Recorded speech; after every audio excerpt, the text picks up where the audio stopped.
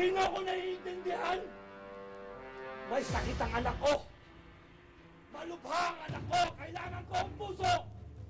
Kapag wala yun, hindi siya maoperahan! Tandaan mo to!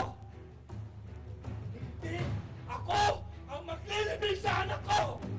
Ako ang ililibing sa anak ko! Roy, walang pupunta ng lahat ng ito. Kundi ang katapusan mo. Walang puso para sa anak mo.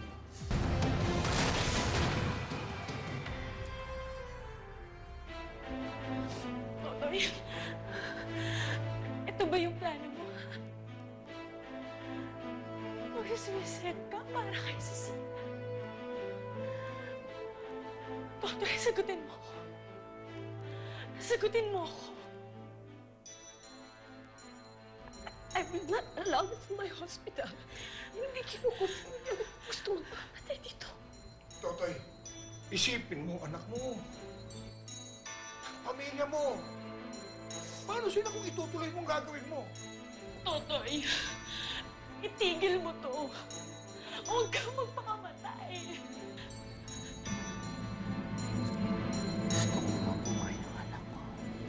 Gusto magtanggol. Hindi ako makakapayag sa gusto mong mangyari. Bakit hindi? Hindi ganun kasimple ang lahat. Kailangan ng maraming test para makumpirma natin kung compatible ang puso mo sa puso ng anak mo. Diba? Dugo ko ang isinasalin niyo sa anak ko. Ibig sabihin nun, pareho kami ng dugo. Pwede ang puso ko sa anak ko. Kahit na, I won't do it. It's too risky. It's unethical. It violates the law of medical practice. Doktor, ibig mong sabihin, kung nakahandusay ako sa harap mo at naghihinga na, hindi mo kukunin ang puso ko para sa anak ko?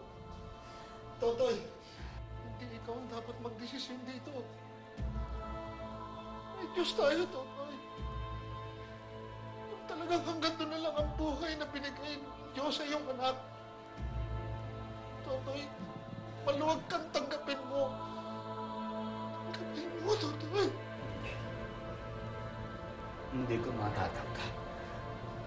Hindi ginugusto ng Panginoon ang pagkamatay ng anak ko. Nakikiusap ako sa inyong lahat.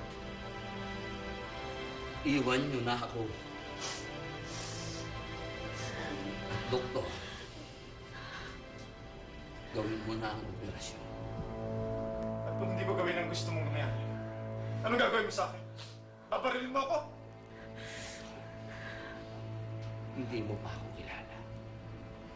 Marami na akong pinatay na tao. At ipinangako ko sa Panginoon Diyos na wala na akong papatayin ulit kundi ang sarili ko. Ngayon, pag nangingisay ako rito sa harap mo, hindi mo pa kukunin ang puso ko. Papayagan mo bang 2 tao ang mamatay dito? Sasagipin mo ba ang anak ko? Hindi!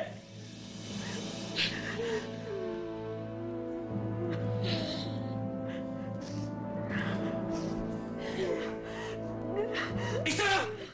Bahala ka! Bahala ka. Hospital pa rin to. Kung may batang nangangailangan ng puso, o-operahan ko. Dok! Mapapahamag ka, Dok! Matatanggal ang lisensya mo! Ano? Pwede lang gawin sa akin. Alisin nila ako, ikulong nila ako. May batang nangangailangan ng puso. If there's an available heart, I will do the operation.